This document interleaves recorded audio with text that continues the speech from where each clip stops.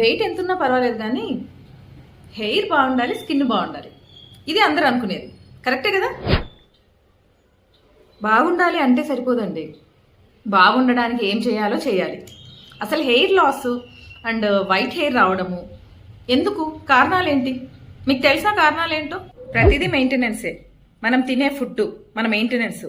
Oil పెట్టట్లేదు అనుకోండి, massage చేయట్లేదు అనుకోండి, డ్రైనెస్ అయిపోతుంది. దానివల్ల కూడా హెయిర్ ఫాల్ అయ్యే ఛాన్సెస్ చాలా ఎక్కువ ఉన్నాయి. అంటే మనం వాడే షాంపూస్ ఉన్నాయి చూడండి, షాంపూస్ ఎప్పుడైనా కూడా మైల్డ్గా ఉండాలి, పారాబిన్ ఫ్రీ అంటారు. సో ఎక్కువ కెమికల్స్ లేకుండా ఉండే షాంపూస్ తీసుకోండి. అది కూడా డైల్యూట్ చేసుకొని, వాటర్తో డైల్యూట్ చేసుకొని వాడడానికి ట్రై చేయండి.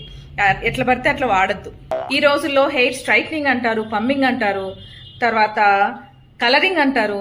ఇలాంటివన్నీ చేయడం వల్ల కూడా హెయిర్ ఎక్కువ లూజ్ అవుతుంది అనమాట.